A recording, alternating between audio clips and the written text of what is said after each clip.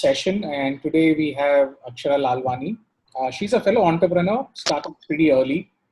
At the age of 23, she started Communicate India, and she now has close to 100 employees working for her. And like Sudha Murthy, she also got 10,000 bucks. And unlike Sudha Murthy, most of her 10,000 bucks were also in terms of computer vouchers that she could go and get printers and stuff like that. So you've got a one up against her, Akshara. So she has built a beautiful agency, and she kind of services people in pretty much integrated marketing communications today, PR, Hershey's, Mindshare, SKF Bearings, World Bank.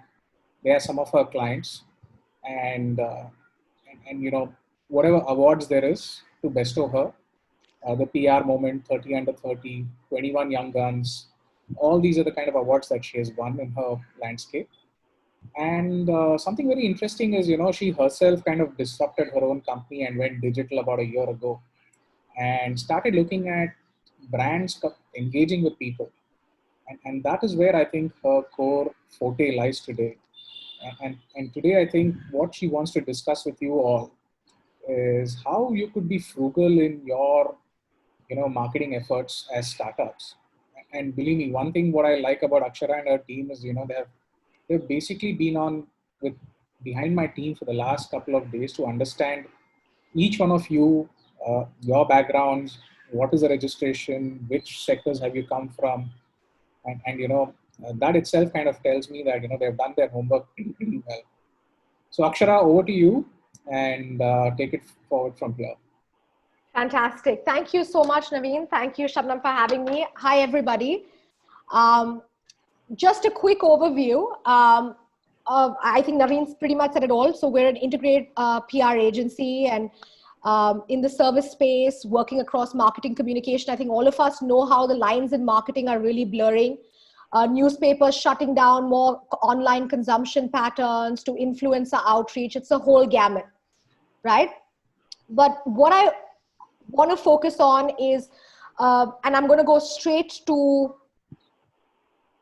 the topic, is frugal and effective marketing, right? So I get this question all the time, right? How can we do great marketing at very low budgets?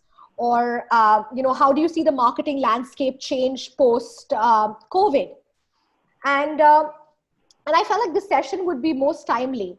Now, Naveen, I was wondering if I could talk to a few people who've signed up, if they want to quickly make it more interactive and sort of what are their views of what is sort of transpired rather than it being a monologue. So what I would suggest, Akshara, is that let people start using the chat mode and ping their questions. So you could kind of pick them up and start answering. So people, I request you to start using the chat mode and start asking Akshara the questions or anything that you think is relevant, and let's start shaping the session that way.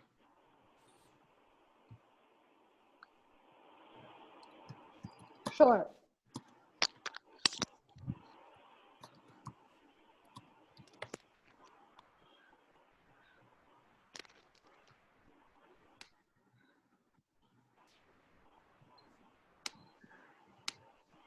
So Akshara, let me start with the first question. At zero spending, can I really start my marketing and PR campaigns? And if at all I need to do that, how would I start? Sure. Super. So I think if everyone can hear me, it's a great question, right? So a lot of companies, a lot of entrepreneurs start with very limited budgets, right? And it is optimizing that budget. So I will go on to extreme cases about a case study of how it is really possible, not only to sort of be frugal, but also to be creative, right? The concept is not cheapest, but how is it more relevant to your potential prospect consumer? What's relevant to your target audience? And that requires a bit more insight to arrive at an ROI-based frugal marketing campaign. So can you see my screen? Yeah. Okay. So I'll just give you an overview of a case study of, I don't know how many of you all have actually heard of Francesco's Pizzeria. It was a pizza outlet that was a startup that came up in Kamla Mills. Okay, now everybody knows how much money a Jubilant Food Works, whether it is a Domino's or whether you talk about a Pizza Hut, is with regards to spending marketing dollars. And there's no way a local pizza outlet can sort of build that visibility or spend that kind of money uh, at the start of their journey. So what Francesco's Pizzeria did is we figured out what is their USP, and we realized that it was a more millennial connected brand. Their consumer, like to try out different products. And that's important, right? If we do marketing campaigns in a silo, it's not going to work. It's important to go there and figure out who's your consumer, who are your evangelists. Akshara, I think you'll need to increase your screen. It's not full screen. You're getting the side layout and all of that. Is that better? Got it? Yeah. Yeah. Yeah. So when Francesco's wanted to build their brand, there just wasn't enough marketing spend. So what we did is we partnered with an MIT graduate and designed a drone, okay, who could airlift the pizza from the outlet and deliver it to someone's apartment in Lower Parel. Now we're talking about 2005, right? Where drone delivery was not even being done by any international brand in India. And if you quickly see the video, I'm just going to quickly play this so you can understand. And that drone costed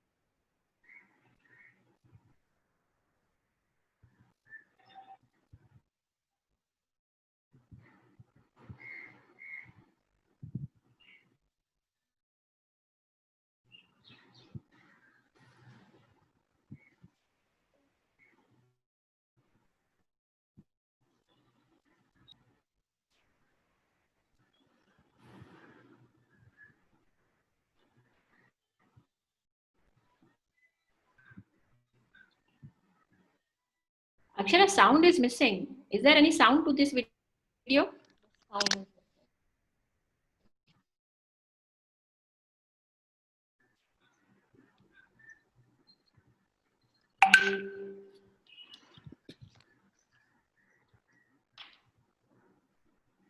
So I'm going to share a link of this video. Of course, it's just a sort of a overview of what happened. It costed just 10,000 rupees to make the drone and a video, which was literally shot on an iPhone, and basically got them views. And you can sort of see the kind of coverage. And I'm going to put that up on what is the kind of coverage we got from this.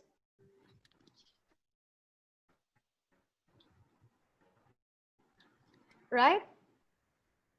You look at India Today, you look at ND. I mean, from New York Times to Italian radio stations, we had a whole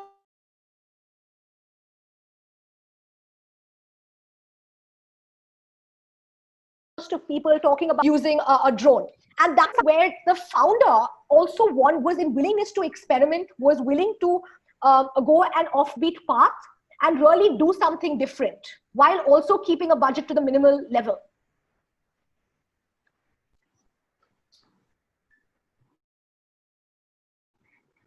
Right? So this is one example where it's really had international. We had over 200 orders in the first day itself. It continued for 6 to 8 months. They expanded from one outlet into 4 outlets in Mumbai. And so the visibility culminated into people and talking about it, but also into sales. So here's what I'm going to quickly do is when you talk about a frugal marketing budget, the first thing in the do's is primary research. I think a lot of people, they think they know the consumers. Many times an entrepreneur understands a product but may not understand who's the right consumer base to target it towards. So who's the market? Who should you be talking to from not only from secondary research but also from primary research, right? And they give you insights on what really captivates them about the product, and that can really help bring in some fabulous insight into your marketing strategy. Are you with me so far? Just wanted to make sure, Naveen. Yeah, we are. Right? When you talk about, with customers also, you talk about personalization. So you talk about existing customers. You're going to have the first bunch of customers who are going to be your loyalists, who are going to pass the word on to your other customers. It cannot be a random spray and pray strategy where you're going to just carpet bomb lots of people and see who finally buys your product and who's interested. It needs to be a well thought out, chiseled strategy to increase the efficacy of your marketing spend, however minimalistic it may be. Right? I'm going to give you an example of Wendy's. I'm sure some of you all may have seen Wendy's. They were not afraid to speak their mind, and that's what got them to the forefront by using the social media landscape. And the brand ran 7 campaigns during 2017 and actually was very vocal. It was happy to take on competitors with its saucy tweets, good-natured burns, and you can quickly see it was witty, it was authentic to what it stands for, which made it break out of the clutter. Rather than being a follower brand and doing what other competitors are doing, which many times people tend to do as entrepreneurs, is if they see someone else in the competitor landscape doing something successful, they try to replicate it or say, oh, only if I do this will I be successful in my marketing initiative.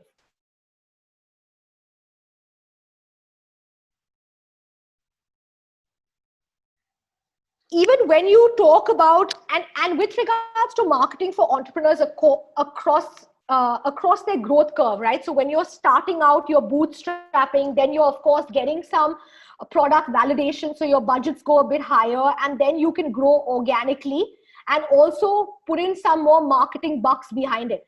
So I'm sure everyone's very familiar with Red Bull. Red Bull initially just started with sampling. So you used to see the Red Bull car everywhere. They used to go to offices, college campuses, and really induce trials for people to get a feel of the product. Okay?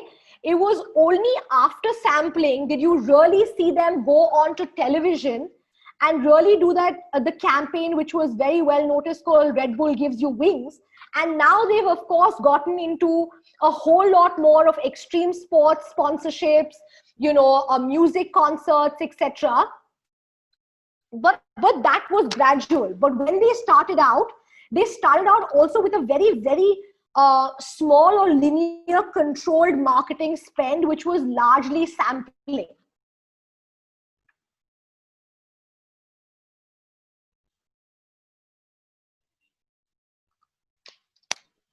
And if anyone asks you, WhatsApp, I think we all use WhatsApp, but we don't know that marketing by WhatsApp has been zero. Like there has been nothing that WhatsApp has spent on marketing. It's just because they created such a strong product and a word of mouth recall and focused on the product, they did not have to really spend anything on marketing. Unlike a lot of brands who feel only if they get a brand ambassador, it's imperative to really, really get the brand out there or credibility out there. And this is just some interesting trivia. Consider the fact that people are 4 times more likely to buy a product if it's referred to them by a friend. Okay? It's also extremely important to really focus on your product and get that element really right. And ensure you're taking feedback, like you're hearing what the customer is saying. And that's been a great learning curve for several entrepreneurs. And this is quickly, you can see WhatsApp's extraordinary growth and users with zero marketing. and you could see the uptake just because the product was great and there's massive word of mouth recall. The founder actually said that marketing and press kicks up dust. It gets you in the eye, you're not focusing on the product. And we just focused on getting the product really good. So there's no one size or one marketing strategy that fits all. You need to figure out what really is the sector you are in, what's the consumer you're working in, what's your USP, and what's really right for you. I'd love Naveen and Shabnam, if we can speak to one person and give them an example of any question that they have. I think there are a few more.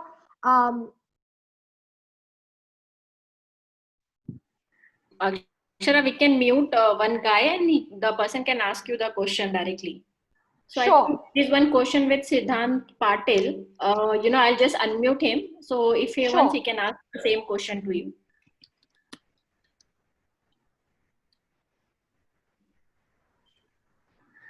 Yes, Siddhant, you are. We have unmuted you. You can ask your question directly. Yeah, hello. So can you hear me? Go ahead, Siddhant. Yeah, we can hear you. Yeah. So the question I had was how effective is influencer marketing or using micro influencers like the YouTubers or maybe using them to get some consumer traction for young consumer brand startups? We see a lot of Instagrammers and YouTubers promoting brands. So how effective is it? So again, it really is, Siddharth, very subjective to influencer marketing, is subject to the brand, right? A lot of brands do influencer marketing because everyone's talking about it. But what is it very authentic to which segment of influencer? Why does it look authentic on the consumer's aspect? I mean, is this something that is that the influencer has been talking about? Like, let me give you an example. And I'm going to probably be very candid here. How many of you have seen the Byju's ad? Siddharth, have you seen it with Shah Rukh Khan? Yeah, yes, I have. Seen it? You've seen the spends. They do some lot of advertising, etc. Now, Right. Shah Rukh, I'm sure Shah Rukh costs a lot of money to get as a brand ambassador, right? And only Byju's can afford that, right? Yeah. But if you look at influencers, we did something with Johnson & Johnson for launching their One Touch campaign, right? Which is a glucometer. And we said every influencer is not going to understand diabetes, right? Because it's a medical condition, right? They're not going to understand blood sugar levels. They're not going to understand what are insulin units, are they a caregiver? So what we did is, rather than what most brands were doing, is just going and signing up basic health influencers or wellness influencers, etc., which is what most health brands or tend to do. Is we found people who actually are a caregiver, whose either in-laws or parents suffer from diabetes and they are taking care of them, so they could connect and actually experience the glucometer by One Touch, do the readings, and actually share their authentic experiences with the product. And it doesn't look like a force fit. Does that make sense, Siddharth? Yeah, absolutely correct. Yeah, absolutely. Yeah, because you see a lot of things coming up on your feed now from influencers, which is a force fit. It's a paid initiative. Right. The influencer doesn't really care about the brand. The influencer probably won't even use the brand. It's just because the influencer is getting paid to. And the customer is becoming a lot more savvy, right? The customer knows what's paid and unpaid, what's genuine and not. So it's extremely important when you do influencer marketing, whether it's a macro level influencer marketing or micro, that you choose the right influencers who identify with the product and it's unique to them and their follower base. Yeah. So can we move ahead? I think we have answered him. Sure, absolutely. Would we like to take any other question, or should I go back to the presentation? There is another question which is with Nitesh. I can unmute him and he can directly raise to you. Sure, absolutely.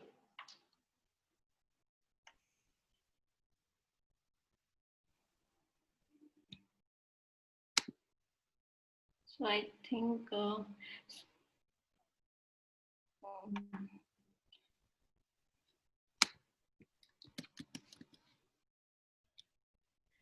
Tushar, you can directly ask the question. Hi, Akshara. So what channels of marketing do you see fading out, and what would you see some new ones coming in the post-COVID scenario? Okay. So Tushar, I think that's it's a spectrum that's actually changing real time. I mean, of course, we're seeing traditional PR, which is your physical newspapers having a slow death. Okay. We definitely are seeing a lot of controversy against influencer marketing in some way of fake followers. I'm sure you must be seeing that, Tushar, a lot of fake follower issues coming up at the forefront. So we're definitely seeing a focus towards lesser PR mileage, but a lot of online PR, a lot more strategic influencer marketing, and a lot of spends towards digital storytelling is what we're seeing. We're seeing a death of traditional newspapers. We're seeing a death of a little bit of OOH, outdoor, and also justification on pure play, expensive advertising routes. I hope that gives you a sort of overview of what's working and what is on the diminishing side. Okay, just as an add-on, how do these fake follower networks work? Because finally it is Instagram, and then somebody needs to manually keep adding followers to you, which is very I don't know if they automate it, or is there some how do they do it? So, so the fake follower bit is a lot. I mean, there's a lot of way of answering this. There, a lot of them are not followers, which are genuine. They're obviously bots. Okay, they are acquired at very, very cheap rates. So an influencer could say they have 600K followers, but if you really look at the organic followers, it would be a fraction of that percentage. I'm not saying that every influencer, let me at the onset say that everybody is being questioned and things like that. This obviously arises in certain cases, and therefore it is important for brands and entrepreneurs here, such as yourself, to know that just because someone has a lot of followers doesn't necessarily make them the right influencer for your brand. More doesn't always mean better. Sure. Engagement is a key metric. You will see a lot of people where you will see a lot of followers, but the engagement, the likes, the content, the comments will be very minimalistic, because either it's not a genuine follower or it's not the right influencer.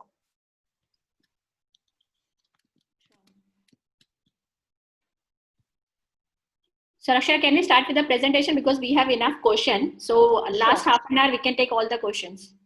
Sure. Yeah. Can you see my screen again?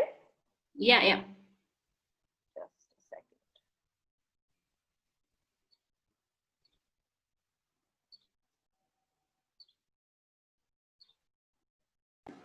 Sure. Okay. Also, when it comes to marketing, I think one of the most important things that we need to remember is also a good UI UX, right? Because that's your external marketing profile to the world. And you will see a whole host of them where you just have websites that are not easy to navigate, not mobile friendly. And I can just quickly show you, 1 second. I'm sure you can see this, right? A kind of overly cluttered UI UX. I don't know if many times you would have gone through this, where it's an e-commerce website and you're having problems with the add to cart. You know, it's the product is not getting added to the cart, or you cannot pay properly, or the page keeps getting you logged out. So a website is the first thing I would tell an entrepreneur to invest into when it comes to their marketing budget. And it's something really frugal. You literally can do a course online from Coursera or from Udemy and learn how to make a WordPress website for those who do not have sales happening and it's on an e-commerce platform. So important, and then of course your angles of SEO, blogs. There's a lot of information online of how you can do your own SEO, your own backlinking. You just have to invest that time to upskill yourself. Just to give you a bad website, then of course here with food, it's more visual images, and you can see a good example of a good website. Another example of what I've mentioned, and I kind of mentioned about Byju's, is a lot of brands. You have Kajaria talking about Akshay Kumar, you have Byju's talking about Shah Rukh Khan, and of course their marketing spends are heavier. But if you look at Dove, right, Dove did a consumer insights campaign where they said that people don't resonate technically with celebrities. They don't think that celebrities showcasing beautiful hair really means that the product is great. So what they did is they made real women at the forefront of their product. And rather than spending that money on a brand ambassador, they spent on getting the messages out through real consumers, real women. Another thing I must mention here is sometimes when you use a brand ambassador, you also need to be very careful about who you're signing on, because if they are involved in any scam or they are involved in any reputational damage, any crisis, we've had issues with cricketers being caught in frauds, or you have celebrities, the backlash directly comes on the brand as well. So in this way, not only are you saving costs, you're also making your product unique. You're making the customer king. Even in the case of iPhone could hire, or Apple could have a brand ambassador or 5 brand ambassadors in India. But they basically, on all their outdoor campaigns, they make the product king. They talk about shot on the iPhone, and the product is what they put at the forefront, not another celebrity, even though they could afford to. And this is what I sort of spoke about, the Johnson & Johnson influencer campaign, where you can sort of see how it was done. So when you talk about traditional influencer campaigns, generally it's one blog, one post, one Insta story post. What we really did is, rather than going behind 30, 40 influencers, we chose only 6 influencers. So we took Debashri, we took Shania, we took Saloni, and you all can read up about why we chose them. Because as you can see in Saloni's post, my uncle has been diabetic for a few years and has tried several home remedies, but none could help. So therefore, I want to talk about one touch of care. So we gave them the product. Shania said, my father is diabetic. Okay. So we chose these influencers, not any other influencer who could connect with them. We also showed them in their daily life of how One Touch was winning over diabetes and the battle for diabetes and what they were facing. And you can see a whole lot of these videos, which you can talk about, which was not a one-off, which was more about not only about how to use One Touch, about how to decipher what the numbers mean, because many times people don't know what the readings imply. They also, diabetes is not only something that you need to regularly check, it is also impactful on your diet from morning to evening. So those also aspects were brought in. Okay. So this is what we spoke about, the do's. And many times we speak about the do's, but we don't speak about the don'ts. It's extremely important to know where not to spend your marketing money, as important as it is to know where to spend your marketing money. You do not have to try everything. There are so many customers who come to me and say, I want to be on YouTube, I want to be on Facebook, I want to be on Twitter, I want to be on LinkedIn and Snapchat and Quora. The point is, you only have 24 hours in a day as a startup and as an entrepreneur. You do not have to look at 100 ways of doing marketing. Maybe select a few, but focus on them and do them consistently. For example, if I am working with a renewable energy client, which is in the B2B space, LinkedIn is a far better digital platform for me to work on, or for the client to invest their dollars on, rather than a Facebook or an Instagram. But if I were to talk about a beauty or a cosmetic brand like Nykaa, okay, which is targeting the millennial consumer, which is about beauty products, which is about look and feel visuals, Instagram is a better platform.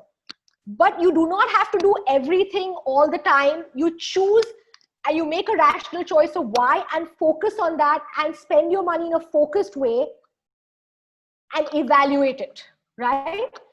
Um, Also, low cost doesn't mean it needs to be half cooked. You know, a lot of people think that frugality means, oh, itna acha nahi hoga, or it's half cooked, or I'm not going to get the effort. It needs to have the right storytelling, the right idea, and it can be well thought through, even if it's on a low shoestring budget. Review. And that's really important. Is you will, the more people you reach out to through the marketing campaigns and through organic reach, you will start getting more and more feedback, and that may give you extremely important feedback if you need to pivot, or what is your consumer really having, what needs to be addressed. And that's extremely powerful, which is why I'm sure a lot of you must have heard of online reputation management or social listening. So there are lots of tools, and there's some tools which are actually available for a free trial before you actually sign on annually, where you can actually put in certain keywords and listen to what your consumer is saying and get a first-hand insight into consumer behavior. What are they saying about your product, the good, bad, the ugly, so you really know what's working and what's not working. Okay. Also, you know, a lot of people have invested into emailers and flyers. It doesn't work across the board all the time. So it is important for you to know that, are your flyers, okay, even if you do a flyer, why would someone keep the flyer with them? What's the story? You know, what is the offer? What is the call to action there? Like, I'll give you a very, very small example. And this was just a course that I was just doing with Oxford, where they actually mentioned, in a professor spoke from L'Oreal, where actually the size of the add to cart or shop now, or the size on the creative which said free shipping, actually gave much more sales generation, because people did not know that the shipping of the product would be free and there would be a lot of hidden costs. And the marketing team or the entrepreneur thought that it wouldn't make a big deal because all their competitors were anyway giving the product shipping free. So they assumed there's no point of highlighting it in their social media creative or highlighting it on their ad post. But it made a mega difference. And sometimes it's the small things that go a long way.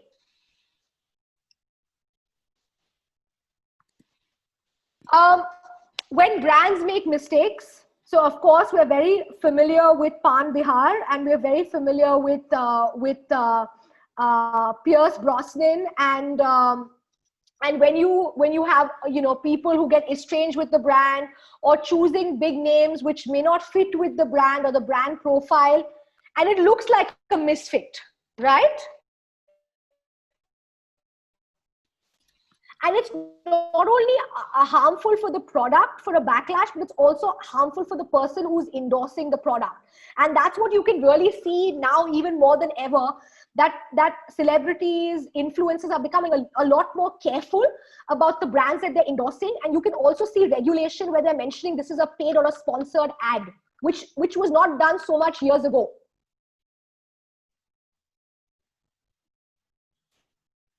And you can see this, whether it's TVS, Jupiter talking about Amitabh Bachchan. Now, this is just firepower and clout, but you know, it can be done without that. I also want to sort of give you an example. If anyone has seen the Khali ad with regards to Ambuja cement, it is basically talking about cement being durable, being strong, and they used Khali. They didn't use anyone else. They didn't use a traditional celebrity. And that actually got fantastic reviews, fantastic engagement. I'm going to actually see if I can pull that up and play it for you. Just give me a second.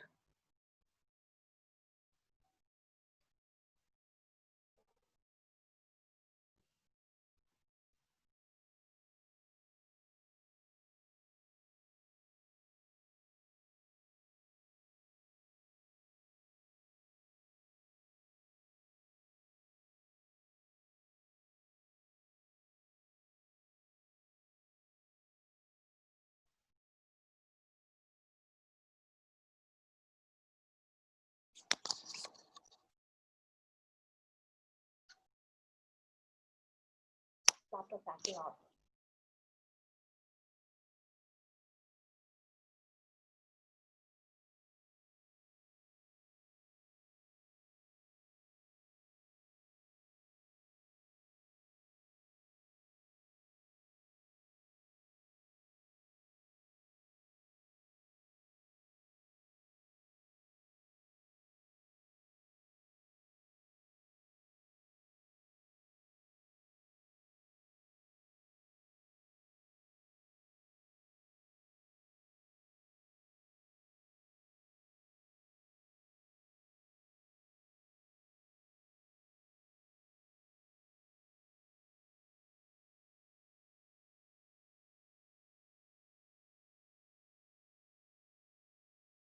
Can you hear it? Can you play it so we can hear it?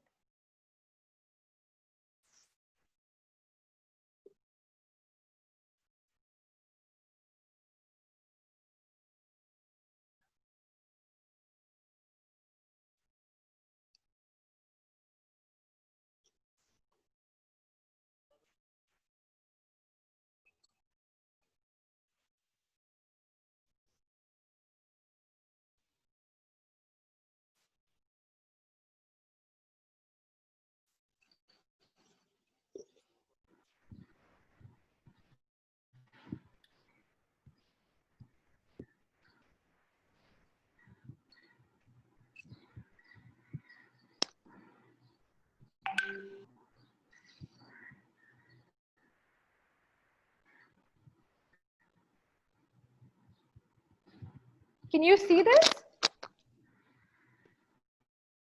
Yeah. And can you hear the sound?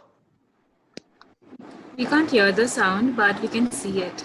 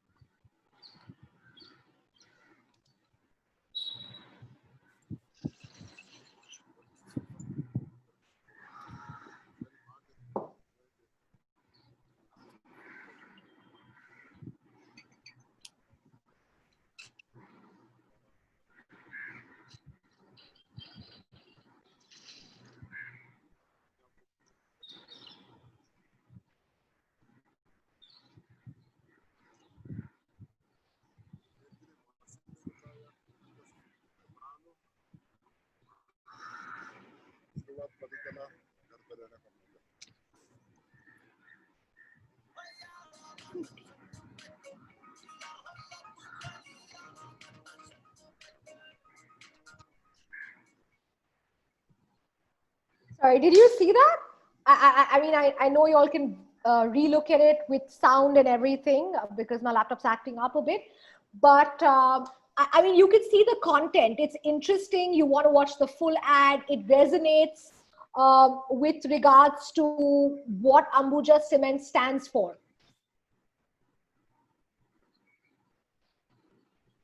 And that is something that has worked very well. And you can sort of see the views it's got and the kind of engagement it's got as well.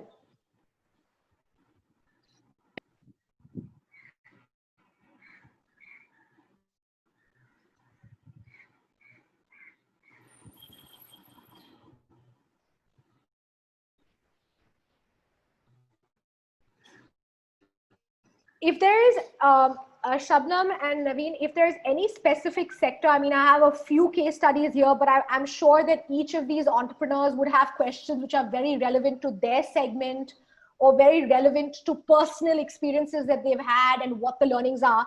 So happy to focus on anything specific that you feel would be more relevant for them, or to do as many questions as possible. What I would suggest, Akshara, is there are a lot of questions which have come up. And so maybe I'll ask you the questions and you could answer them, and then we'll kind of take it forward that way. Of course, sure. So I'm just going back to the earlier part of the web chat or the chat mode. And Tushar Matthew, I think, has asked you a question. He's saying, what channels of marketing do you see fading out, and what are the new ones in a post-COVID world? So what's your thoughts on that, Akshara? So I think I mean, of course, there are some easy to answer questions such as print dying. I mean, we've seen a lot of publications switching, from their print edition to online. There's a far more paywall system kicking in, which is more targeted to a particular user. So you will have, just tech content for people who love consuming tech information, and pay-per-view or pay-per-month. Also, we can see influencers, but there is a high amount of skepticism regarding influencer marketing. I think I mentioned that there was this absolute craze where every brand who would call would ask for influencer marketing. And then they started realizing that it wasn't all hunky-dory, right? You just can't take every influencer at face value. You need to do your research. You need to understand engagement.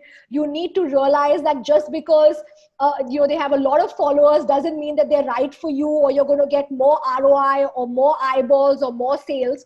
So the right influencer marketing, I think absolutely digital, from the perspective of obviously niche spectrums, because a lot of entrepreneurs, a lot of brands have lesser marketing spends in a post-COVID world, at least some sectors, and they want to use that more effectively. So rather than dividing up that budget across Google search or Instagram, Facebook, LinkedIn, they probably figure out where they're getting maybe even a higher CAC, which is a cost of acquisition, but it's a relevant lead.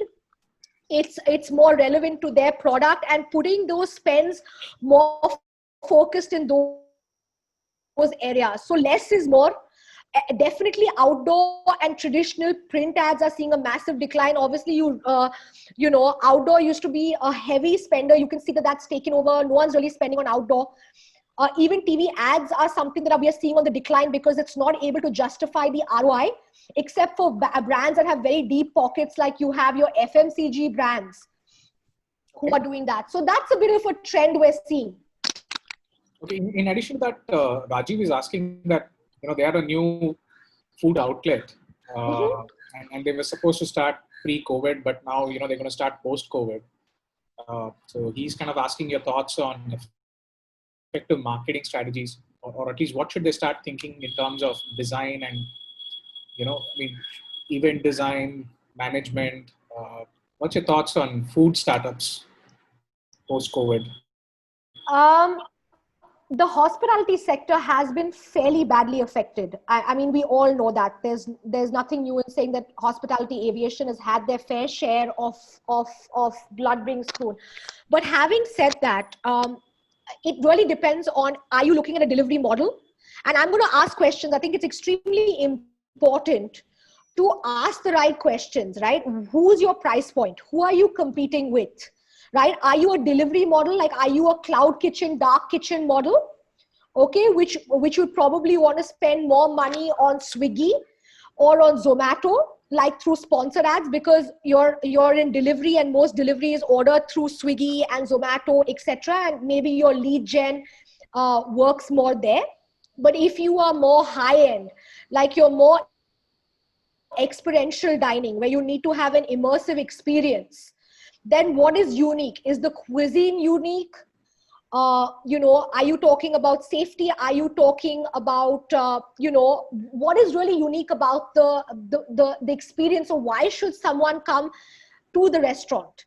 So I think that's very important. Like, we've gone abroad where you actually have not a touch screen, but the table becomes your menu, and you can choose the size of the pizza. You can choose your toppings, and it's more tech integration in hospitality. Right? So what is really unique? And are you on delivery? Are you physical? It's probably moving a lot more on delivery, but I would love to take this separately and understand better, and hopefully guide this entrepreneur. Okay, fine, sure. So moving on, Akshara, I think there's another interesting question from Puneet Gupta, especially with respect to your small marketing initiative. He's asking, how do you measure smaller marketing initiatives, and is there any framework when you set out a campaign, and how do you kind of understand the effectiveness and if it's really achieved the goal that these campaigns are done for? Is there a way to audit campaigns, is the question that he's asking. Puneet, I can't tell you how fantastic that question is, really. I mean, there's so many people who really need to ask these questions before they undertake a campaign. And many a times, I can see the looks, Naveen, I'm sure you've seen it as well, is we ask these questions sometimes after the campaign is over, right? And it's extremely important to sort of understand what's the brand's objective, right? So several brands, there are two forms that I will tell you. One is lead generation marketing, and one is brand awareness, right? And they're two completely different objectives, right? You may have both, but depending upon your goal, your measurement or success matrix will be different. So if it is about brand awareness, you want to try and reach out to as many people as possible who are relevant, but they may or may not convert into sales, right? So which is why you will see a lot of brands who will do, let's say, public relations to get endorsed credibility or to get reviews about the latest phone, etc., to create a positive impact. Or you can't really measure it. You can say, oh, if I had to spend that sort of money in advertising, this is how much it would have cost me. So this is how much of money I would have spent versus how much I have spent, right? Now that's with regards to public relations. With regards to digital is a fantastic platform for measuring lead generation, right? So sometimes people do, lead generation of targeting, and they see, okay, what is my funnel? Is it broad? How many leads have I got? What's my conversion ratio? What is the industry average of a conversion ratio? What is my click-through rate? How much is the time the person has spent on my website? Through your heat maps, your Google Analytics. Why have they dropped off? And that generally really works very well as a measurement and an effective measurement tool in lead generation, right? So we should be very clear of what the brand's marketing objective is. It to only get the word out there and credibility, or is it to generate sales? So I'm just going to throw a question from my end, Akshara. Sure. Not everything is immediately, measurable, right? I mean, you could have a cascading effect of an activity coming out 6-7 months later. It again depends on industry to industry and products to products. You might have done the campaign now, but its real effect could come 6-7 months later, because people recall the brand, people kind of know the brand. So I think it's also important to keep a track on that, I guess, in terms of communications and measurements of the campaign as well. Oh, absolutely. I mean, you like, sometimes you may have like a doctor, like I'm giving you an example. You may read something about a leading cardiologist, and this is in no way me being cynical about it, but you may not need a doctor or cardiologist every day. But the person has been a part of, let's say, World Health Day or World Heart Day, or done something with the Times of India, you read the article, and then suddenly you may have a parent or a friend's father who's having cardiac issues, and you immediately think about that doctor, right? Mm-hmm. So marketing works in different ways, right? It may not immediately have an effect. Sometimes it may have an immediate effect, sometimes it may have long-lasting impacts, right? And therefore tracking, measurement is extremely important. And measurement from the perspective of awareness, reputation, sales, conversion, the entire customer journey needs to be mapped. Right. Sometimes you might even realize, and this is actually a great insight which I learned after a few years, is for a doctor's clinic or for a professional, we got a lot of leads through digital. I'm just giving you an example, but nothing was converting into sales. And they realized it was the sales team that wasn't being able to convert the last leg of the lead. They weren't being able to build that confidence with the customer, be able to explain the USP. So there are lots of funnels in the entire marketing journey, and it needs to be effectively mapped and tracked, like you very, very correctly mentioned, Naveen. So next question is from Dishant. They are a B2B product, especially for banks, and they're pretty sure that there's nobody else out there in competition. And so what they're trying to ask is, how do you, market to such a niche segment, and then with very limited customers? What's your thoughts on that? Niche product for a niche segment. Okay, I'll give you a great example of this, and I'm actually fairly contrarian in that time. Sometimes when you have a niche audience, you can actually have, and I'm not saying always, but many a times you can optimize your budget much more effectively when you know who's your niche versus who you shouldn't be targeting, right? And this is something I mentioned in the presentation as well. Like Rolex, and I'm going to give you an example, and I'll come to this insurance company, and I'll want more details on that. Is Rolex doesn't have to buy every billboard, right?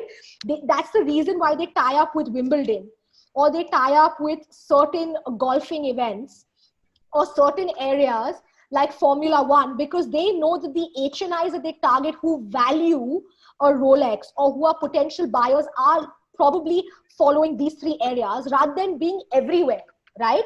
They could also sponsor badminton. They could also sponsor, a music festival, but that's just going to create spillage and not target that niche. And to answer your question, you said it was an insurance company selling product. No, it was just a B2B product company. He has not mentioned what is this. It's just a next-gen product.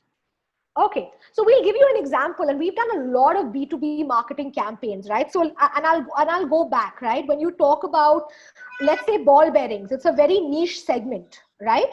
By the way, he says it's a software company. Okay, great. So it's a software company. So if you're targeting X number of clients, first figure out who is your wish list of customers. And these are not wish lists, oh, I wish in 10 years, Apple is my partner. I'm not talking about those unrealistic wish lists. I'm talking about in the journey, who are the top customers who you think you should target and you have a capability of signing. What are those guys reading or consuming?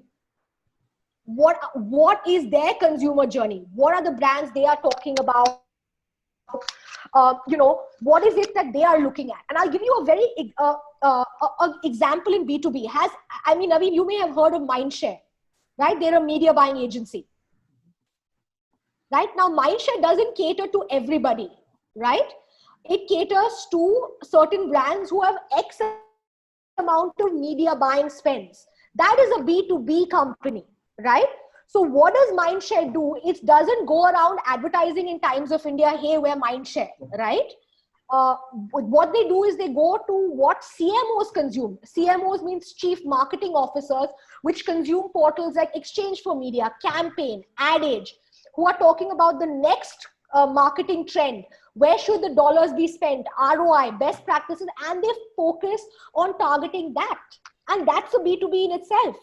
For example, to give you another example, there's a specialty chemicals in a company called Hykel, which Baba Kalyani of Bharat Forge is also part of. They are into active pharma ingredients, right? Which is a niche in itself. They do contract manufacturing for the pharma industry, which is again a huge space that is growing massively in a post-COVID world, right? They don't have to be everywhere. There's a whole list of chemical B2B publications and expos that happen. And I can tell you there's Chemical Weekly, there's expos like CPHI, which is where all the contract manufacturing companies come, Indian and internationally. Again, in Asia, there's certain publications. So whether you're B2B or you're B2C, you can definitely do a great marketing job. But you just need to figure out and deep dive into what are the triggers, what are they consuming, what is the credible source that they look at, which will make them come to you. Thanks, Akshara. So Amit, I think the takeaway from that answer is that take a look at your decision matrix in a bank. Who's the gatekeeper? Who's the actual user? Who's the buyer? You have a CIO sitting, I'm sure. So I think then, you need to effectively market to those people, depending on what each one plays a different role that way. Next question, Akshara, is again, what's your views on marketing electronic products, especially automated attendance and access control to schools? And again, Ravi is asking because he's saying selling to schools is very painful. Yeah. So what's your views on that? So Ravi, here's one thing. Education, let me tell you the 4 sectors that are doing really well post-COVID is healthcare, education, insurance, entertainment. So let me also tell you, when you talk to about schools, there's a huge segment of what you can do in the marketing realm. And this is what I really enjoy, is how do you do things differently, right? So when you talk about education, we've had a lot of people who've targeted education. Who are the top principals? I'm just giving you an example. Who are the top education apps? Who's the decision maker who you can target? So if you look at higher education, I'm just giving you an example. Or you target a summit where these schools are, or these school or education supplements. I'm giving you, there are a whole lot of 3 or 4 credible education supplements that you could target. That could really, really help you focus on the right decision maker. Sometimes it's someone from procurement, sometimes it's the principal, sometimes it's the trustees, and sometimes it's all of them. Right? And I can tell you that because I've done a lot of work in education. It's extremely important to know, who's your segment, who's your decision maker, and why should they choose you. So if you're talking about access controls, what is the reason? What is the benefit they stand to get in very quick? It's like literally like an elevator pitch. I think startups know this better than anybody. Is in 30 seconds say, why should a customer benefit and who's your decision maker? Sometimes it's the CTO and not the CEO who's making a decision,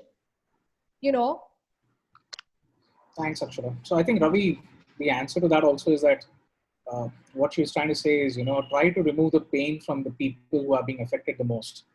So if access control and if things like that are something that the kids want, then let the kids be your sellers rather than the other way around. I mean, you can try unique different things. Yeah, otherwise you have a lot of parenting, closed forums and groups that you can really look at, or influencers who are education counselors, who are very highly respected, or former retired, retired principals who have a great clout in that particular area or region. So you can look at, success-based marketing. You can look at much more niche marketing that could be done in those cases. So next one is from Rajendra Kulkarni, and he's working with HR and payroll outsourcing. And he feels that he's working in a very crowded market. So he's asking, how do we differentiate ourselves? So HR, payroll and outsourcing. So again, I mean, when you talk about that, there's a huge demand. Again, in that space, are you targeting blue chip companies? Are you targeting MSMEs? So we've worked in, let's say, HR, payroll, outsourcing. What's your value proposition, right? Are you a Zoho? Are you like a Zing HR? Who's your TG? And sometimes if you look at MSMEs, and Naveen, and I'm pretty sure the gentleman who's asking this question will know that sometimes even with regards to HR, the HR head takes a decision in a Fortune 500 company, right? But in a family-run company or an SME, it's sometimes the proprietor themselves. So when you talk about HR, payroll, outsourcing, a lot of people make the mistake of running behind Fortune 500 companies because they think they will spend the maximum money. And that's generally not the case. When you actually do primary research, you will actually see family-run businesses and MSMEs being a large part of spending on HR and payroll and outsourcing. So one is figure out who that segment is. Which industry do they come in? Now, HR is a very, very broad segment, right? So people will be aware about publications like People Matters. They will be aware about bodies like NHRD. They will be aware about bodies like SHRM, who have top HR professionals as a part of it. So can you become a panelist, a guest speaker? Can you do a push emailer from their side if you're targeting those Fortune 500 companies? But if you're targeting SMEs or you're targeting family-run companies, those guys don't have HR heads. And I'm not saying across the board, but in some instances where you may have to go to, you may want to, target only what SMEs are reading or what the pink papers are, or engage with the new age people who are bringing about a technological. Sometimes it's not the first generation of the leader, but it's that children getting into the business who want to bring about a technological change in the business. So Got it. these are small nuances that I'm sharing with you of what you need to think before you go live with a marketing campaign. Got it. It's so much more, it's so much more. So many times we've seen, the father 75 years old, still active in the business. A son has joined the business, and the second generation, and then there's a third generation who's saying, hey, I think HR and payroll should be automated, and he's probably studying at an SP Jain or a Willinkers, or just graduated with an alumni over there. And he's called up his professor, who turned out to be starting an HR payroll consulting company, or was a guest lecturer. So it's really important of who's your decision maker, what's your USP, who's your TG, and how do you reach them effectively. Okay. Thanks a lot. Next question is again a very interesting one. This is from Gulshan. How should a telemedicine startup promote itself? And he's asking you more specifically about the kind of mediums and channels that they could use to promote themselves. A telemedicine, okay. And who would be their competitors? If you can give me an example of who would be, like an online pharmacy, or is it more than just an online pharmacy?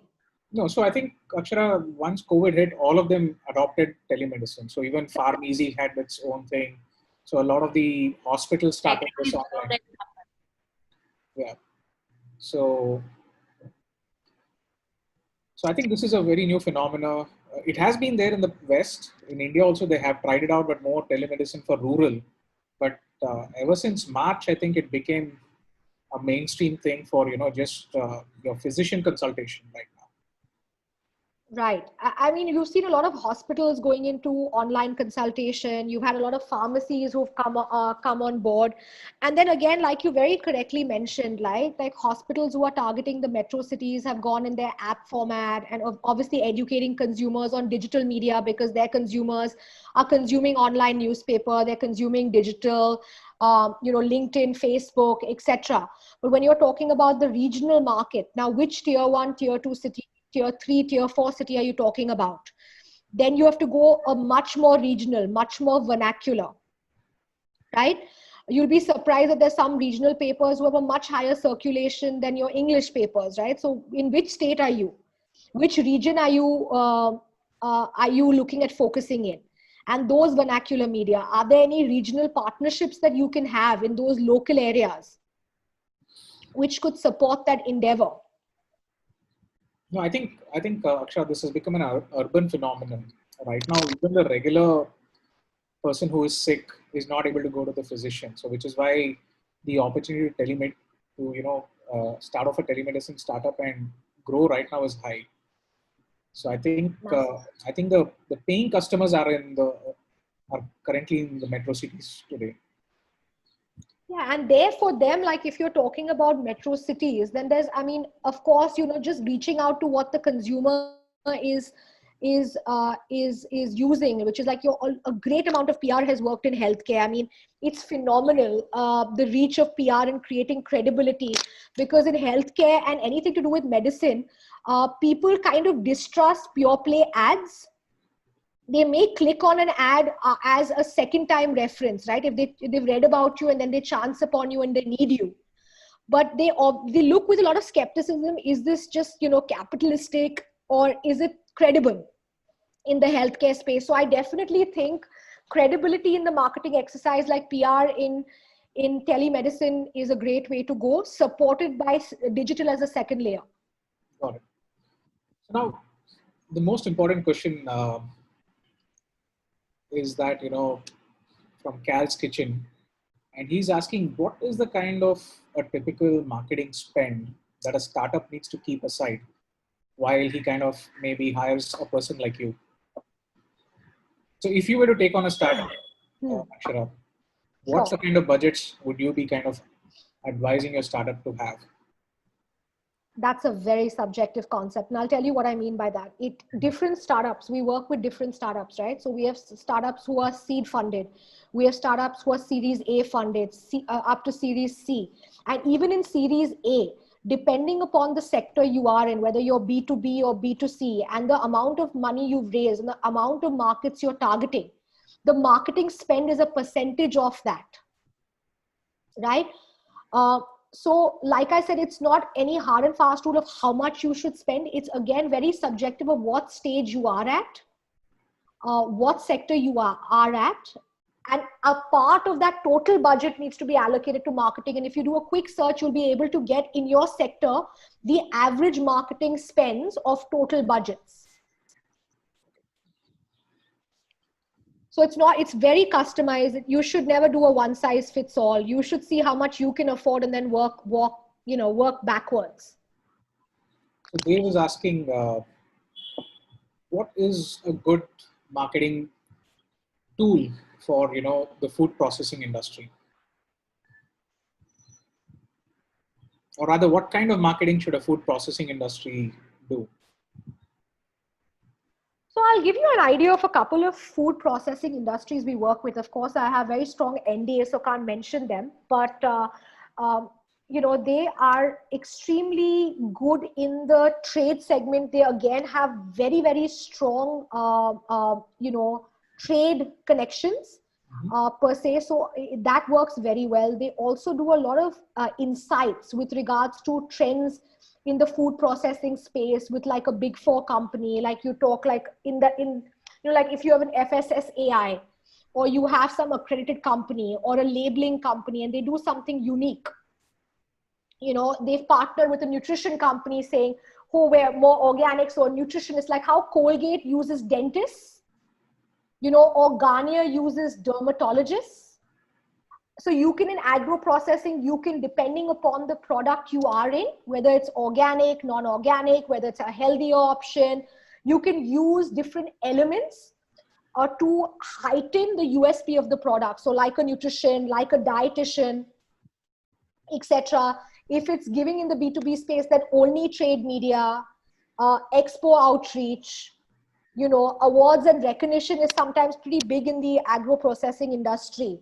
And everybody who matters generally comes to those 2 or 3 award programs for networking and seeing what speakers have to say, both Indian and international. So I think those are a few options that you can definitely do. Okay. And next is a question from Tushar. I hope you have time. Sorry, I'm going one by. No, go for it. So, interesting one. He's saying not everyone is trying to shift to digital and social media marketing. Do you think consumers will go through ad fatigue and brand confusion? Should entrepreneurs spread out their ad spends till things stabilize on the offline side?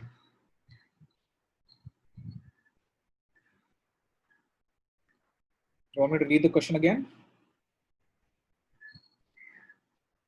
Sorry, you're gone mute. Got it.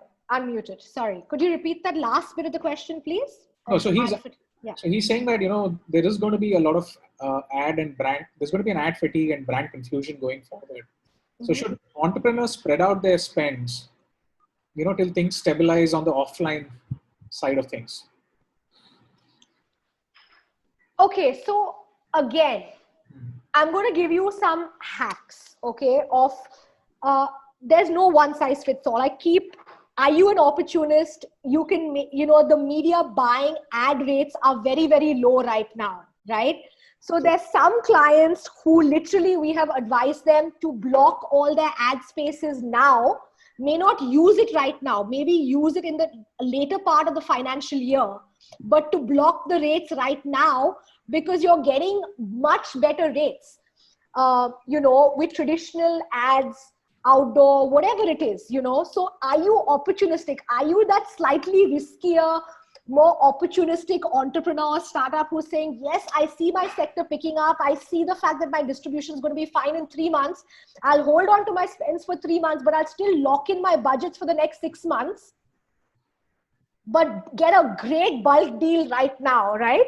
And that's the interesting part about marketing, right? You need to look for those silver linings. You need to look for those opportunities. That's a great advice, Actually, I mean, if you think you guys have a lot of offline kind of marketing, especially with newspapers and stuff, right now is the time. They're ready to make great deals now, So Yeah. go for it now. Yeah.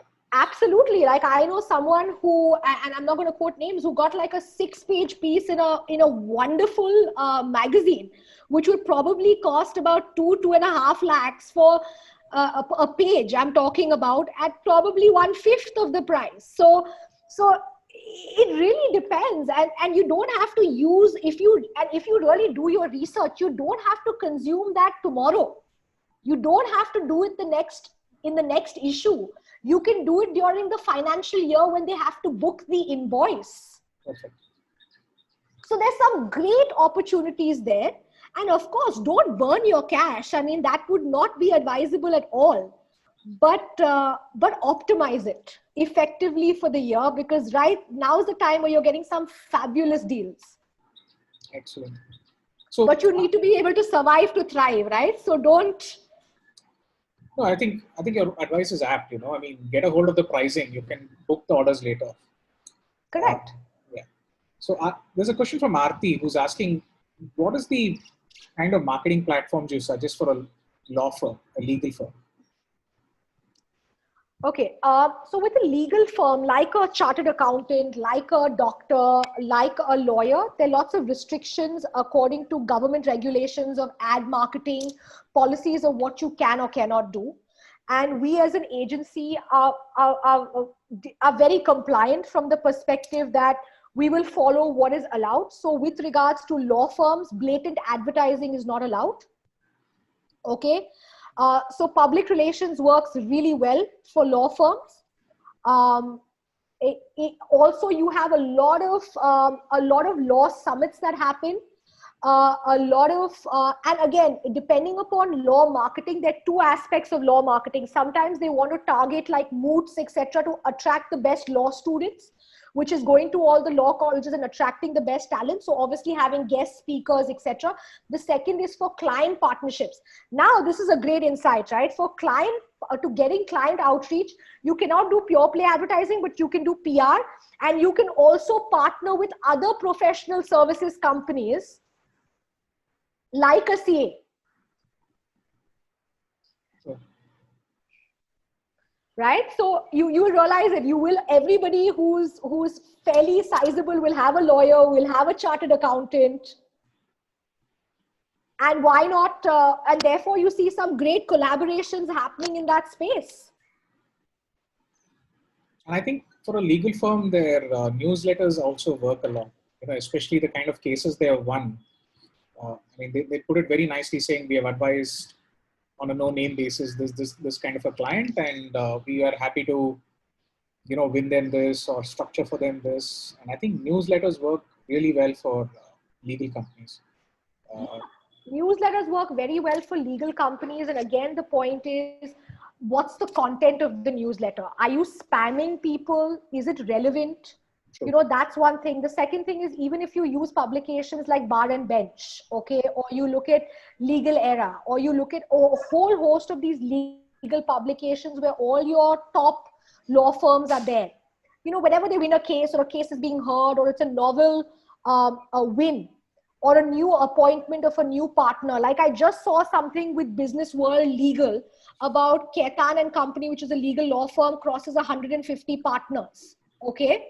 And it just popped up as a part of the Business World newsletter. So it is also understanding what is being done and what works for you and what doesn't. So I think a newsletter is a great way to answer your question. PR is a great way. Collaborations is a great way. And Deepak is asking, what is a great way to generate leads, especially if one is a management consulting company and he's targeting the owners of SMEs? If he's targeting SMEs and he's a management consulting company where he goes and gets money for their advice. Deepak, let me tell you, you're in a very difficult space.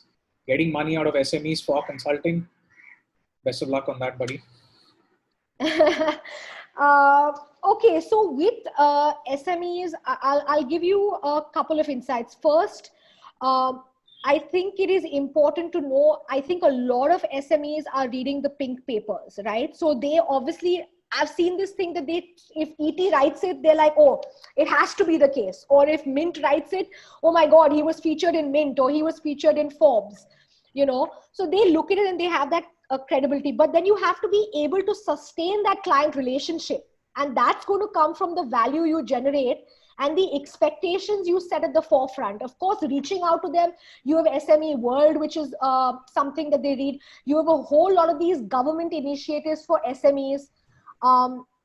You also have, I found a startup doing something really interesting. He was a local marketing consultant who tied up with local 2 or 3 branches who had a special loan offer or something for MSMEs.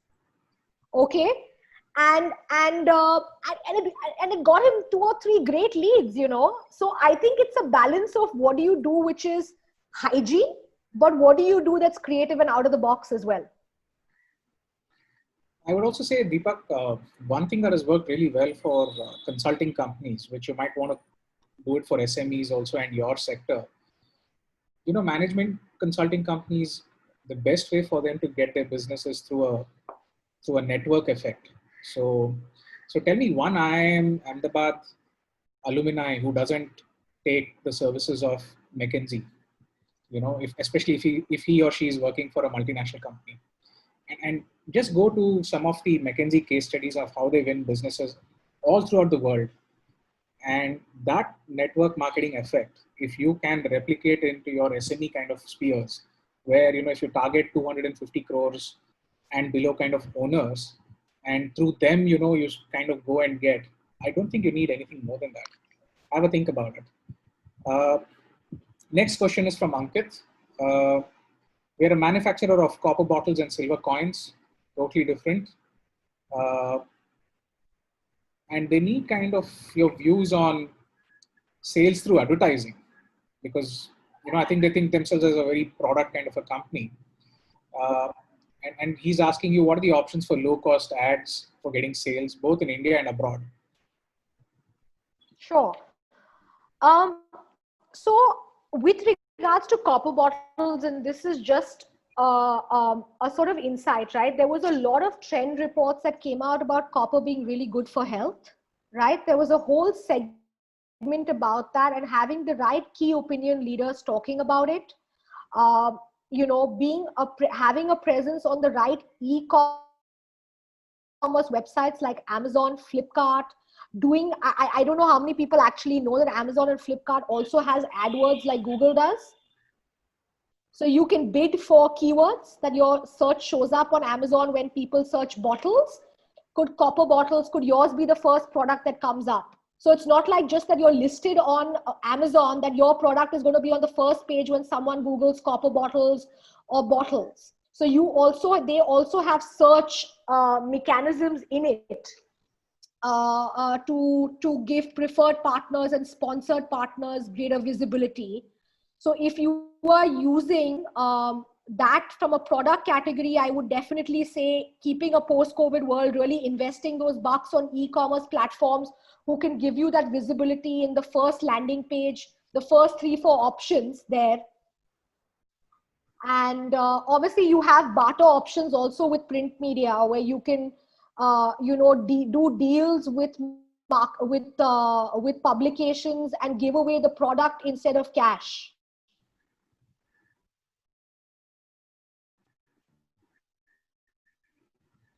Okay. So you can also look at that. You can also look at, again, who is your consumer, right? Even in the copper bottle space. And then again, when you're talking about international and Indian, you're talking about completely different worlds. Even in international, different countries act completely, different regions act differently. So deep diving into that and then figuring out what's optimal. Okay, and just a small segue, by the way, Deepak mentions that he has serviced a lot of SMEs and helped a lot of SMEs double their revenue. Great one, Deepak. I think that should be your story that you tell everybody, and use it as a case analysis every time you meet. So we have an old timer, an old member from TIE, Donald Sequeria, and he's asking, what medium is the best way to market organic integrated holistic healing center. Organic healing center, right? Okay, now this is a very interesting space, and luckily, it's amazing how diverse everyone here is on this forum, right? So I've actually worked with a company called Thrive, which is into healing. So there are a lot of communities, again, closed off Facebook communities, which are into healing. They do these healing retreats, which happen, whether it's Goa, whether it's a spiritual healing summit, whether it is online marketplaces, whether they're closed Facebook groups. And again, this is a very, very close-knit community, and word of mouth works very, very well. Going as a part of these summits, doing authored articles as a part of these things, doing a few web discussions, webinars, etc., work very well in the organic healing space. Also, you have a couple of supplements that focus on well-being and holistic well-being. So you will see a lot of women's magazines, a lot of health magazines, preventive, Speaking Tree, who talk about holistic well-being and healing. And there's a whole lot of things that you can actually do targeting those segments. Okay. So we have one more from the healthcare sector. Sure. So he has got an interesting product, which is a combination of a product and an app, basically, which helps into, bringing about, medication management and adherence, so it's especially for older people. You can actually input your medication, and the hardware kind of, every time when the timer is set and the time of the day is set, it kind of ejects those medicines and reminds you through a thing. And even, people, for example, the dependents can be in India while kids can be in the US, and the app is integrated, so and by the way, Hemant did win a prize for it in one of our challenges at Abbott. So wow, fantastic. What he's struggling is to bring about the awareness of this totally new category. So how can he kind of bring about the awareness and do marketing effectively for his product? Okay, so when you're looking at caregivers, or when you're talking about medication, which is hardware driven, of course, if you about Abbott, and I'll quick do a search after this about Hemant, etc., to see what's available there. Because sometimes a category is so new that people may not even be aware about it. Like, I'll give you an example. We launched something for Cipla and Manipal Group, which is called Stemputics, which is into stem cells.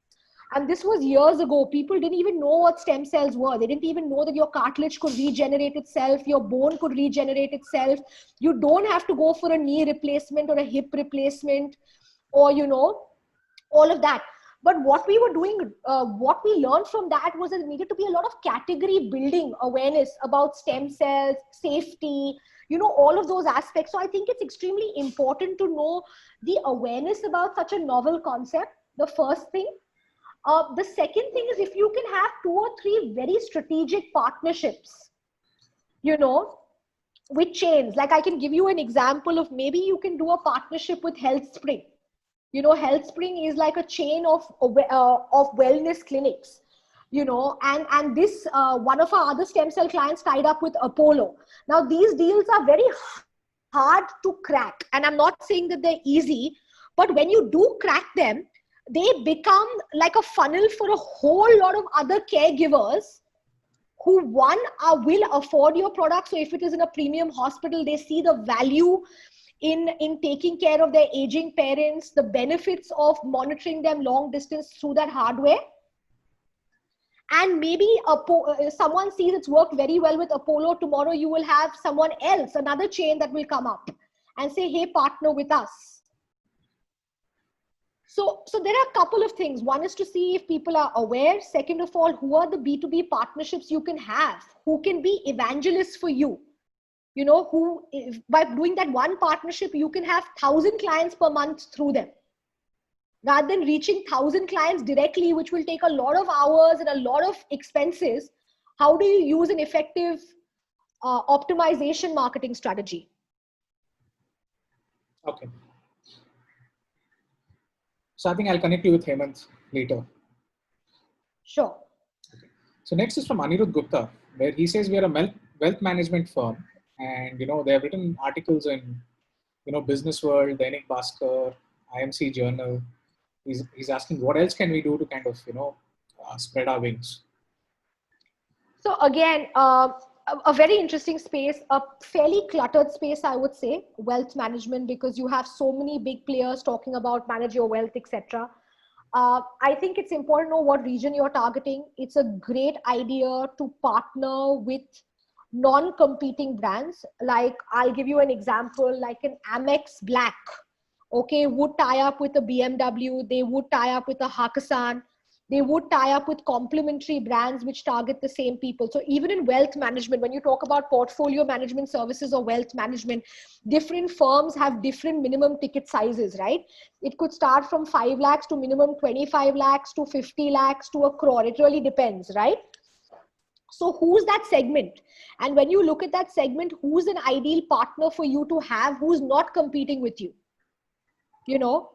Is it probably doing a closed door event with chartered accountants because they are probably looking at saving tax for their, for their client? Could it be something else, a luxury space, depending upon what segment of wealth management or PMS we're talking about, right?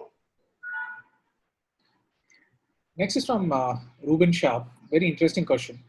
See, they build conversational AI solutions for actually B2B businesses, which then further lends them on to customers.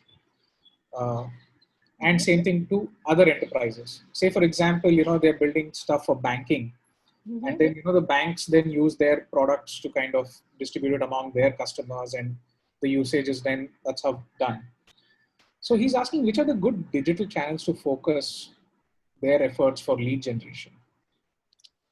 Yeah, so there's some phenomenal in the B2B BFSI space. There's some phenomenal on-page and off-page options that you have. Like if you look at a VC circle or you look at a money control, actively read by the BFSI industry.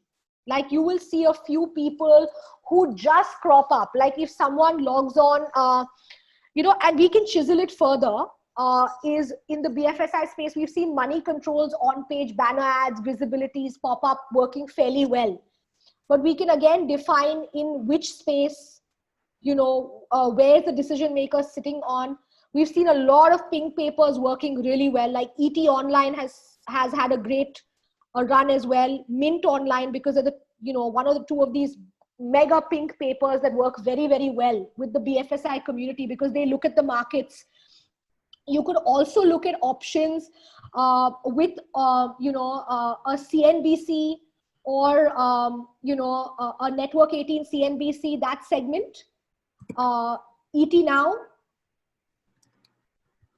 And you can see a lot of people are moving away from the television aspect of it to also consuming the data trends, insights online on their other online platforms. So a lot of media buying that can be done effectively across the board.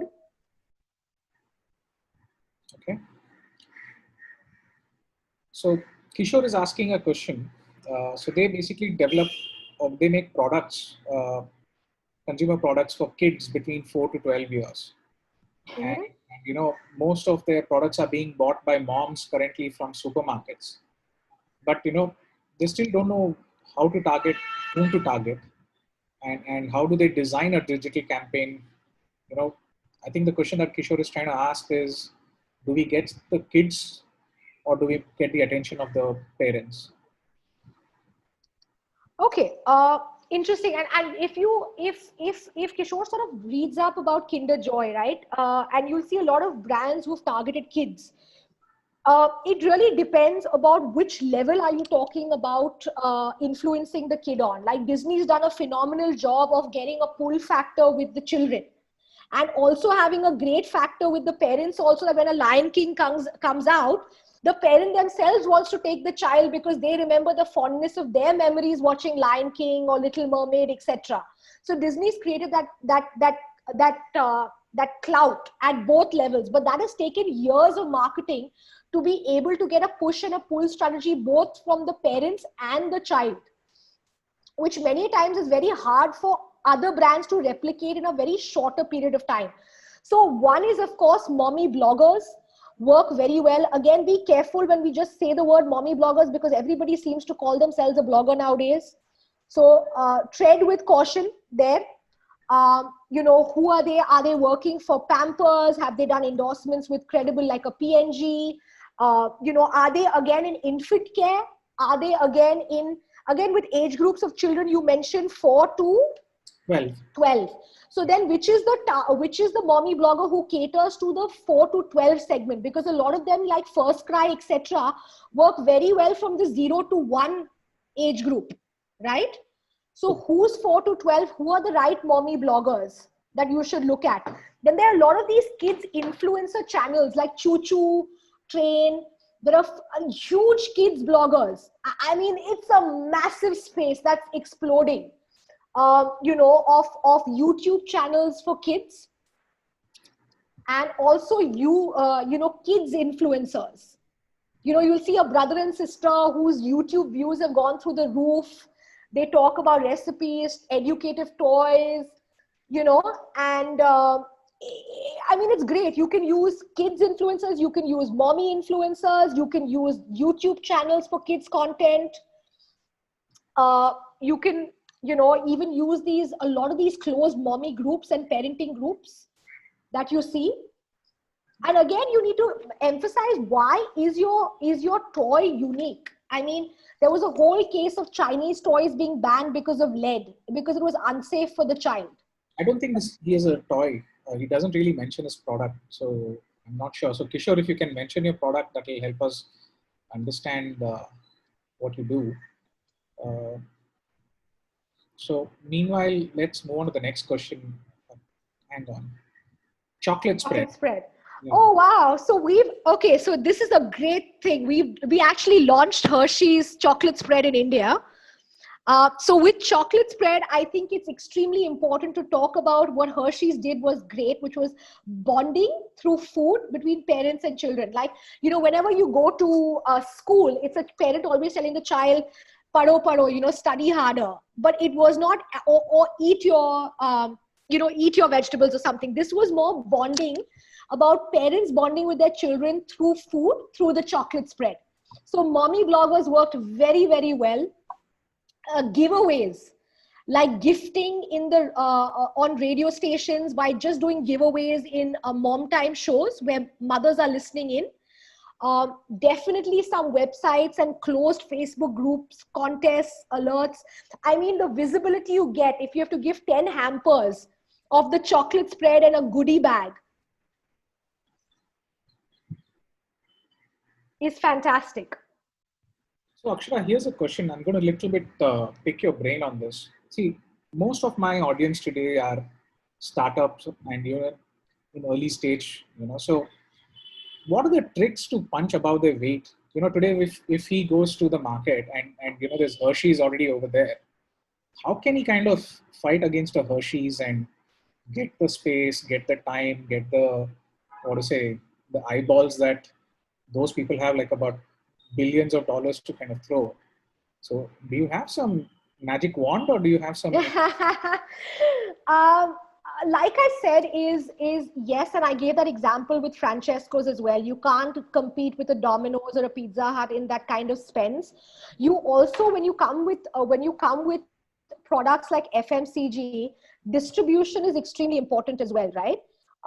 You may focus with regards to distribution in a particular area, and that's what we've really seen well, is focusing on where you have strong distribution and doing it well, because these guys are looking at national level launches. And of course, we have to figure out whether it's a price point, what's the TG, is it premium, is it more affordable, is it available in modern trade, only online, shelf life. So there are a lot of aspects, and this is not for me to make it more complicated. But in order to bring out the magic wand, there are some questions and some deep diving important before I just give like a knee-jerk solution, because honestly, that wouldn't be right. So basically, he could be the David with the Goliaths. Oh, absolutely. We all hear about challenger brands, right? So Bhumika is asking you a next question. Is social media still relevant as a medium for manufacturing B2B kind of, products, especially where consumers are being bombarded with content every moment? Again, honestly, again, what's the content? I mean, I know a lot of people say, see, there's some brands who come to us and say, listen, we want 2 posts a day, and you're in B2B, and we're like, why? Why do you want to do 2 posts a day on Facebook? You're not a B2C brand. Why sometimes it's not about doing too much. So again, my answer in this B2B space is you don't need to be on all channels, right? Maybe you realize that you only need to be on LinkedIn. I'm just giving you an example, or Google search. And then or YouTube, I'm just giving you an example that people want to know how to use your B2B product, like it's a manual or it's been implemented, etc. So video content on YouTube and LinkedIn is more than enough. And you don't have to do it 3 times a day or 5 times a day. You just do it consistently, maybe once or twice a week, but make that content interesting, and relevant. The consumer needs to see who's following you. Why is it relevant to them, and how are they going to stand to benefit, and not only you benefit from that relationship? Yeah, this question is coming back again and again, Akshara, but again in a different form. For a tech services firm which wants to do brand awareness, and especially again focused on international customers sitting out of India, how can you help them? What are your thoughts? Tech services, and again, tech services is very wide. Are you talking about machine learning? Are you talking about in tech services in what segment? But digital may be a great way to go for that. IT services is, I think, what he's trying to say. They might be helping put a system together. They could be an ISV. They could be they could be helping co-develop products with their clients abroad. It could be anything of that sort. Okay, again, when you talk about a technology partnership, there's certain markets even internationally which are very well known. Like, obviously you have your Silicon Valley, you have Israel, you have a few others that come up very big. So are you in the co-creating stage, or are you in the co-collaboration stage, which is with you and the client, or are you co-creating between partners, right? So, I mean, like I said, digital is seen to do really well when it comes to tech products. Also, a lot of Asia-Pac trade publications seem to work very, very well. And then depending upon who your decision maker is, it can be further chiseled. But a primary cost-effective funnel would be digital. And then you need to create credibility, which can be done in different avenues as well. Because international partners want to know whether you're trustworthy. I think that's the first thing that comes up. Is, are you going to be able to deliver? Are they going to be able to work with someone all the way across the globe? And they're not going to be shortchanged. So, yeah, you can get them in, but you may have to do the face-to-face. You may have to do some PR. You may have to see them a couple of times, etc. Because, international markets work a little differently. Again, a repeated question. What kind of marketing platform should be adopted for exclusive HR freelancers marketplace? So somebody has built a marketplace, a website where all freelancers, techies, any other kind of job description people can come. And how can they kind of market it? How can they get more leads? How can they see more people? So I think this is the big space that a lot of people are talking about, is the gig economy. There are a lot of people writing about the gig economy.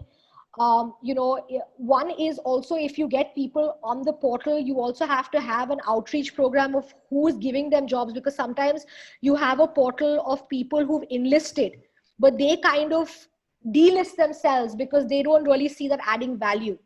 So I think both forms of communication, one is the B2C to get the gig people on board, is one part, but what they also miss is to get the companies or the HR heads to also know that this gig economy or this platform is available. So definitely a PR collaboration with key people who are talking about talent gaps, who work with a lot of contractual services. So you have a lot of people in the headhunting space who you can partner with, who do temporary staffing. Yeah. Like you have Adecco, you have Kelly Services, you have a few others who are great partnerships to get on board. One from the brand endorsement credibility bit. Again, like what I said, you may do one partnership, but you may get a whole funnel of clients following that. And we've seen that massively in the IT space, right? Because people want to quickly deploy a service and they want to have freelancers. And the first person they've gone to has been their HR consultant, like a Randstad and Adecco, a whole host of them. So that's just maybe something you can look at. A little bit of experimentation always involved in marketing. Very true. Sri Kumar is saying that for a B2C fintech service provider, and he's a seed funded company, what's the best way you think we could do lead generation? B2B fintech? B2C fintech. B2C fintech. Okay. So again, this is my experience. And I was just talking to a fintech player in the morning. I've done a lot of work with a fintech player, which is in the space of giving collateral-free loans to blue-collar staff. So again, in fintech, when you talk about B2C, again, they're very different, right? So sometimes it's for blue-collar, sometimes it's for, education loans, healthcare loans. What is the fintech startup for? Okay. And then, of course, you can do a lot with regards to PR in regional and mainline papers to reach out to consumers.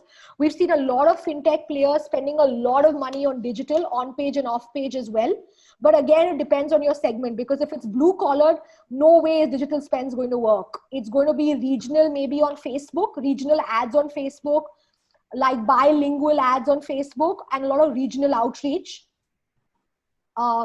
Even partnerships with telecom operators,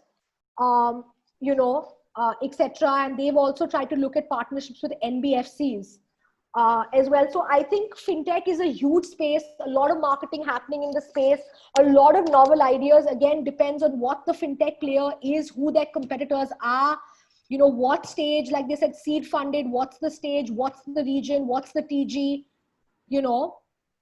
and then go from there. Okay. So I'm kind of coming to the last few questions now, and I know I've taken more time, Akshara, but I'm preserving the last question, which is directed at you and your company for the last one. Here's one question about managing reputation, and again, this is a very interesting, and Ravi has come forward. So he's saying that, listen, we are a 20-year-old electronics product manufacturing industry brand. And now we are kind of pivoting to launching an AI ML based tech product. And they're fearing to go right away onto social media because, there could be bad comments from customers about their older products or something like that. And he's worried about his new launch. So I think his question is, should we launch the fresh brand first, or should they go and first fight the old issues and solve it? Any take on that? So here's the thing. I think that companies evolve. What you may have done wrong earlier does not have to be, but it's good to have a different identity. Like you will see a lot of brands have competing sub-brands, right? Or the mothership is different. So if you want to protect yourself, maybe you want to launch under a separate identity to prevent the backlash. And it all ties into the mothership, but start with a fresh identity is what I would probably look at, is if you're looking at a backlash, because already starting a new setup is tough enough. And I think you want to keep the past behind. Okay, perfect. But obviously take your learnings from the past, right? Is there something that you've had learnings from the past that you could improve here? I think evolve it into a story itself, say, hey, listen, you guys told us all through 20 years what not to do. And so here's the new product, take it. Absolutely. Absolutely. So here are some interesting questions to finally close the session from Arun and Sanjay. And they want to know, does Communicate India or Akshara Lalwani do marketing for startups? And how much does it cost to hire Communicate India, especially for early stage startups for, brand story, brand building, communication to prospects, lead generation, the whole hog basically. And I think a lot of my audience, my fellow entrepreneurs, what they fear is, that the moment they reach out to a person like you, they're going to spend a lot of money. So is that true? Should they come with the fear that you're going to charge them a lot of money, or are you flexible? No, I mean, look at this conversation. I mean, you can see how much information I've shared, how candid I've been with everybody. I mean, if money was my sole driver, I mean, I wouldn't be sharing half the hacks that I have shared here, So I think after this journey, I think marketing is a passion. I think being an entrepreneur myself, I think I felt the pain as an entrepreneur. I think it's amazing building brands. It's a huge challenge. We've been a David taking down a Goliath a few years back. And now, of course, we're there standing side by side. So I don't think you need to fear. Sometimes these are inhibitions that, someone's too expensive or it's unaffordable. I don't think that's the case at all. It really depends upon what's important. Being open to listen to an expert, being willing to invest the time. It's an investment on both sides, right? It's a time commitment on both our parts, and there's a learning curve. If we were magicians, it doesn't work that way. Marketing takes a bit of time, and we're absolutely we work with a lot of startups in a lot of different parts of their journey. And I can tell you it's something we wouldn't trade. Perfect. So Akshara, I would request you to drop in your coordinates on the chat. I think a lot of people have been asking that, and they would like to get in touch with you separately. And I think a lot of people are asking for a private consult with you to discuss their stuff. So folks, I think you can boldly go to her with the kind of budgets you have in mind, and I'm sure she will work out something and tell you guys what you can do with your budgets and what you can't. And also remember, the media world everything has become paid for. So she'll get you interesting hacks like the pizza one and explain what you could do interesting. Or even barters, sometimes it's important to know what are the options available, and I'm more than happy to take, I've just put in my coordinates. I look forward, and hopefully I can help you all. And it was great. Thank you for having me. And I hope it was insightful for everyone who did take the time out. Definitely, Akshara. And there's one question which came up. How much did your, the drone campaign cost you guys? How much the drone campaign cost us? No, it was about 25,000. See, guys, from the look of it, it might have looked big, but actually you can do very interesting tweaks. I can even give you the breakup. It was literally 10,000 on the drone, 55 on the video, and about 10 for amplification on YouTube and a few social media. And this was years ago, right? When, I hope that helps. And thank you very much. And I'm going to take your leave. And thanks, Naveen. Thank you, Shabnam. Apologies for a little bit of a delay in the beginning, but hopefully I made up for that. Yeah, thanks a ton. We'll come back to you and we'll trouble you more often in the future. Absolutely. I'm a call away. Take care. All right then. Bye-bye. So folks, we will continue our webinars coming on 31st. We have an interesting one for the Thai Food Network. It's innovating marketing strategies for the food industry. And I saw a lot of you guys from the food industry. So we have Murali Krishnan who's the Chief Branding Officer for Wow Momos over there. We have Alicia from the Belgian Waffle Company. We have Animesh, who is the Chief Executive Officer of Cheezilla. And of course, our very own Sanket is going to be moderating the session. So we've got 3 entrepreneurs who are coming in for the Friday session, 31st. Please do register for that. I think the timing is 2:30 to 3:30 in the afternoon. So thanks a lot. Thank you for the patient listening. And please do reach out to Akshara, and I'm sure she'll be able to help you all. Thanks a lot. Stay safe. Bye-bye.